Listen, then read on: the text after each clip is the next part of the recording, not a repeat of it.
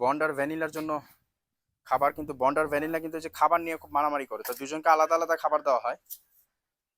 কারণ এই যে এখানে ভ্যানিলাকে ধৈর্য ধরে খাও। এই বন্ড ব্যথা পেয়েছে কিভাবে ভ্যানিলার সাথে?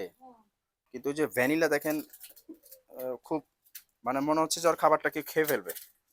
ও খাবার খায় ওদিকে, কিন্তু ওখানে যা খাও, আগে ওখানে যাও। তো এদেরকে দেওয়া হয়েছে হচ্ছে চিকেন, ডিম, আর হচ্ছে চিকেন এগ, আর হচ্ছে ভাত। বন্ড একটু ব্যথা পেয়েছে, যে নাকের এখান থেকে দেখতে পাচ্ছেন, এটা হচ্ছে এই যে ভ্যানিলার সাথে মারামারি করে, যে ভ্যানিলার খাবার অলরেডি শেষ।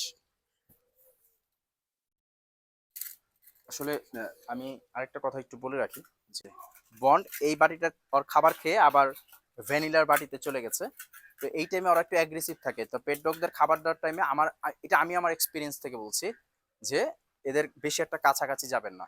এরা এই সময় একটু অ্যাগ্রেসিভ থাকে, অনেক সময় কামড় দিয়ে দিতে। বন্ড কিন্তু খুব ঠান্ডা স্বভাবের কুকুর।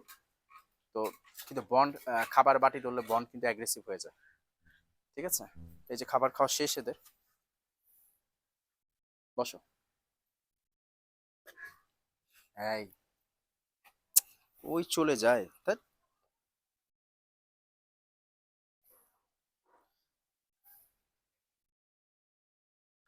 দাঁড়াও একটু দাঁড়াও, আমার কালো জামা তুমি নষ্ট করে ফেলবা। না, নো।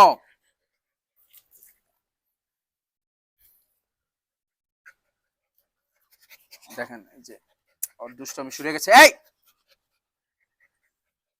ওর ছাড়ছি না এই কারণে, কারণ আমি জানি যে ছাড়লে আমার পাঞ্জাবিটা নষ্ট করে ফেলবে। একটু কেয়ারফুলি বের হইতে হয় দিক দিয়ে।